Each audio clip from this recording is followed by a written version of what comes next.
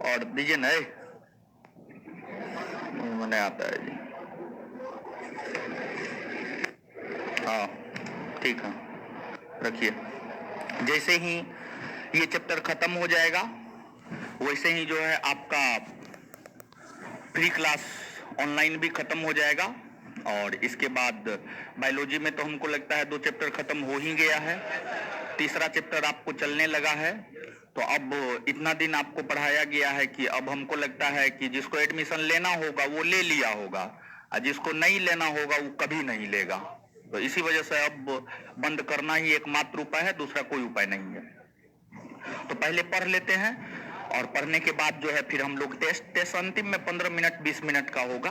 ठीक है, ज्यादा क्वेश्चन हम नहीं बना पाए, मात्र 30 क्वेश्चन ही वन लाइनर बना करके दे पाए हैं। तो मात्र 30 क्वेश्चन है, जिसमें 20 क्वेश्चन इतिहास का है और 10 क्वेश्चन जो है बायोलॉजी का है। 5 क्वेश्चन पहला चैप्टर बायोलॉजी और 5 क्वेश्चन जो है दूसरा चैप्टर बायोलॉजी। चलिए, तो हम आपको ऋग्वेदिक काल से अवगत करवाए थे। ऋग्वेदिक कालीन सामाजिक स्थिति, राजनीतिक स्थिति, आर्थिक स्थिति, धार्मिक स्थिति, इन चीजों से हम आपको अवगत करवाए थे।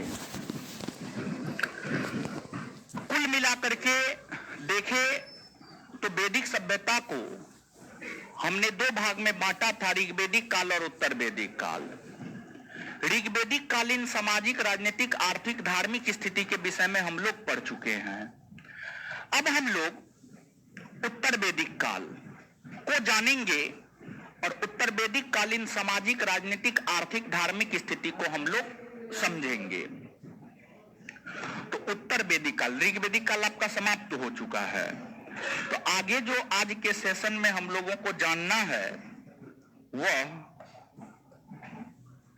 उत्तर वैदिक काल के विषय में जानना है। उत्तर वैदिक काल,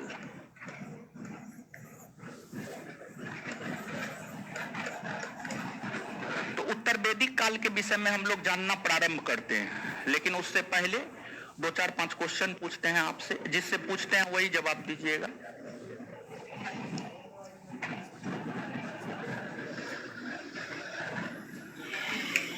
उधर उधर, हाँ। गाय की चोरी के लिए कौन विख्यात था? बनी, बैठ जाइए। है उधर पिलर के बगल में, सेकेंड नहीं नहीं, इधर इधर आगे वाला, आगे, हाँ। अरे वो लंबा लंबा बाल बाल वाला खड़ा होइए ना जी, हाँ। उधर वाले बैठ जाइए, उधर वाले, हाँ इधर वाले।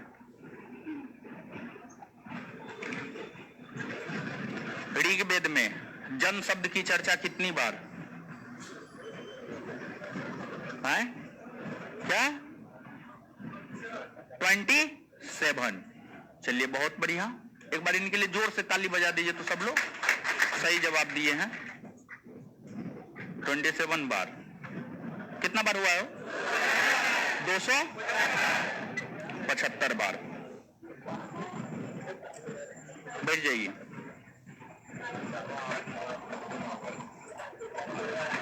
अनुलोम विवाह क्या था?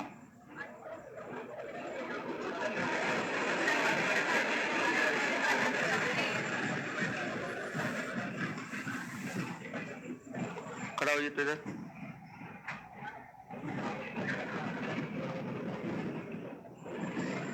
महाभारत को कितने पर्वों में बांटा गया है? महाभारत को 3 पर्व में बांटा गया। कितना पर्व में जी? 18 पर्व में। बैठ जाइए।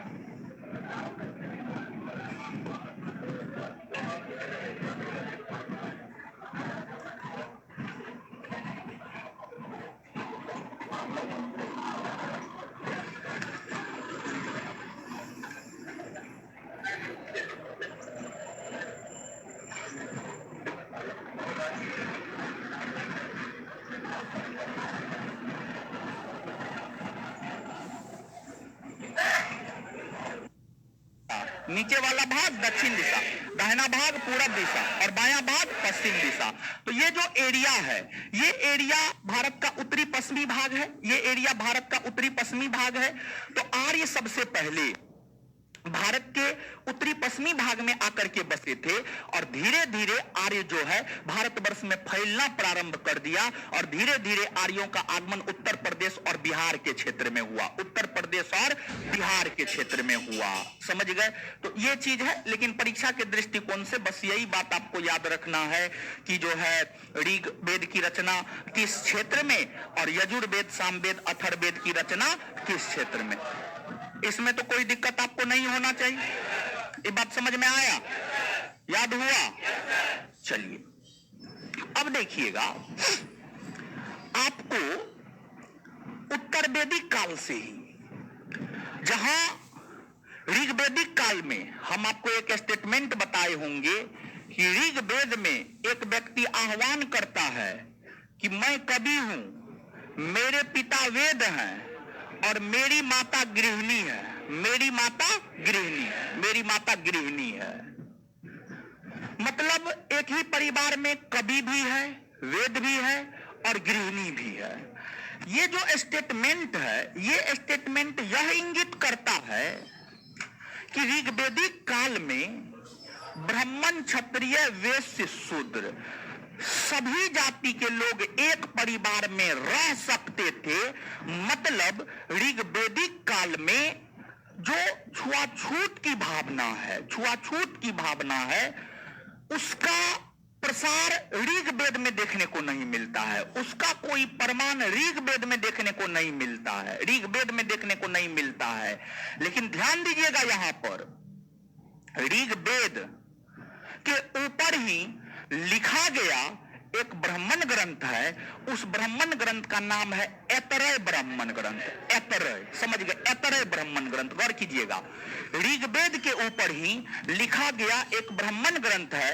उस ब्राह्मण ग्रंथ का नाम है आपको ऐतरेय ब्राह्मण ग्रंथ। ऐतरेय, जब आप ऐतरेय ब्राह्मण ग्रंथ को पढ़ेंगे ना, तो जो ऐतरेय ब्राह्मण ग्रंथ है, ऐतरेय ब्राह्मण ग्रंथ है, यह हमें ऋग्वेदिक कालीन 4 वर्ण या 4 जाति, ब्राह्मण, क्षत्रिय, वैश्य और शूद्र, ब्राह्मण, क्षत्रिय, वैश्य और शूद्र है। क्या हुआ?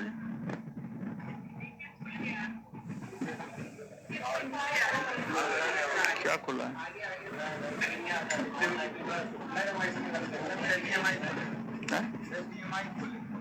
कब खोले थे? चलिए, तो अब देखिएगा ऐतरेय ब्राह्मण ग्रंथ। जो ऐतरेय ब्राह्मण ग्रंथ है, यह हमें वैदिक कालीन वर्ण या जातियों के कर्म के विषय में जानकारी प्रदान करता है। वैदिक कालीन वर्ण या जातियों के कर्म के विषय में जानकारी प्रदान करता है। एगो बात ध्यान से याद रखिएगा, जैसे ऋग्वेदिक काल में 4 वर्ण या 4 जाति के लोग रहते थे, ब्राह्मण, क्षत्रिय, वैश्य और शूद्र। उसी प्रकार से अगर हम उत्तर वैदिक काल की बात करें, तो उत्तर वैदिक काल में भी समाज में 4 वर्ण या 4 जाति की उपस्थिति थी। और उत्तर वैदिक काल में भी जो समाज में 4 वर्ण या 4 जाति की उपस्थिति थी, वह ब्राह्मण, क्षत्रिय, वैश्य और शूद्र था। ब्राह्मण, क्षत्रिय, वैश्य और शूद्र था।